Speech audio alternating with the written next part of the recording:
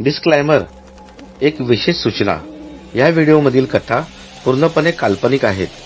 ही कथा आपल्या मनोरंजनासाठी बनवण्यात आली आहे. कथेतील पात्र, ठिकाणे आणि पात्रांची नावे पूर्ण काल्पनिक आहेत.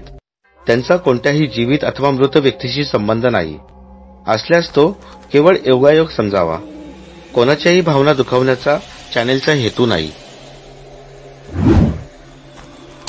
नमस्कार मित्रांनो, मी राहुल चव्हाण आपले स्वागत करतो आपल्या चॅनल मराठी रहस्य कथावर. आज आपण जाणून घेणार आहोत एक रहस्यमय कथा. रेल्वे स्टेशनवरील भयकथा, एक काळ रात्र. रेल्वे स्टेशन एक ठिकाण जिथे लाखो लोकांचे येणे जाणे असते. रात्रीच्या काळी या ठिकाणची शांतता अद्भुत असते, पण ह्या शांततेच्या तळात अनेक गूढ गोष्टी दडलेल्या असतात. येथे एक अशीच भयकथा आहे जी एका सामान्य व्यक्तीच्या आयुष्यातील असामान्य अनुभवाबद्दल आहे.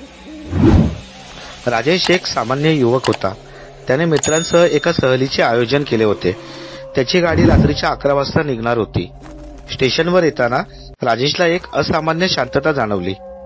लोकांची गर्दी कमी होती आणि रात्र कल्याणाची शांतता सर्वत्र पसरली होती.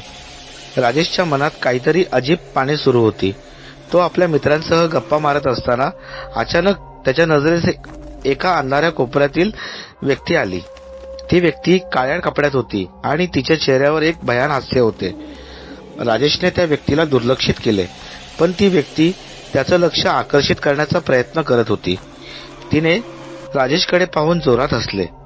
राजेश आणि त्याचे मित्र एकदम भूतकथा सांगायला लागले, पण त्याला माहित होतं की रात्र जशी वाढत होती तसं अनभिज्ञ अंधार वाढत जात होता. तेव्हा त्याच्या मनातील भीतीने थोडं जागा केलं. गाडी आली आणि त्याने त्यांच्या मित्रांसोबत गाडीत जागा घेतली.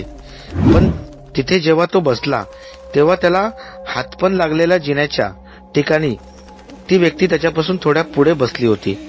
तिचा चेहरा आता ओळखीचा वाटत होता.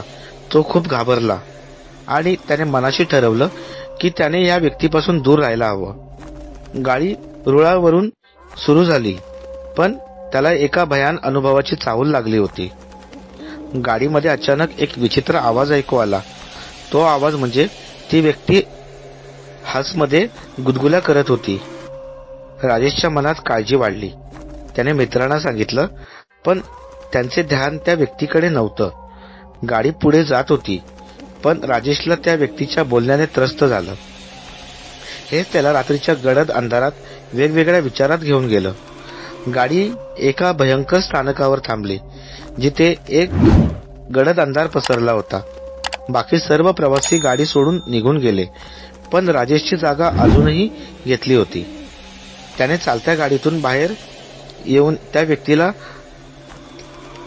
विचारलं, तू कोण आहेस? ती व्यक्ती हसली आणि म्हणाली, मी तुम्हाला तुमच्या भीतीचा सामना करण्यासाठी येथे आहे. राजेशच्या मनात विविध विचार येऊ लागले. भीती म्हणजे काय त्याला समजत नव्हतं. त्या व्यक्तीने त्याला उत्तर दिलं, भीती ही तुमच्या मनाची कर्ता आहे. तुमच्यातील गडद भूतकथा तुम्हाला स्वतःच सापडेल. त्याच्या मनात त्याच्या भूतकथा, आठवणी आणि अतीत वावरणारे विचार घोंगावले. त्या व्यक्तीने त्याला एक कथा सांगितली. रेल्वे स्थानकावर एक काळा काळा भूत आहे, जो रात्रीच्या काळात प्रवाशांना भीतीदायक अनुभव देतो. राजेशने एकदा त्या भूताचे स्वरूप पाहिले होते का? त्याने मनाशी ठरवले की ती कथा त्याला त्या भूताच्या विरोधात लढण्यास प्रोत्साहित करेल. राजेशने ठरवले की तो त्या अंधाऱ्या कोपऱ्यात जाईल जिथे त्या व्यक्तीने त्याला घाबरवले होते. त्याने मित्रांना सांगितले, परंतु ते सर्व घाबरले. त्यांनी त्याला थांबवले, पण राजेश त्यांच्या विचारांना नकार देऊन तो एकटा अंधारात गेला.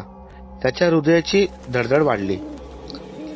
जसेच राजेश अंधारात गेला, त्याला एक विचित्र शीतलता अनुभवायला लागली आणि त्याने पाहिले तो काळा भूत त्याच्यासमोर उभा होता. तू का आलायस? भूताने विचारले.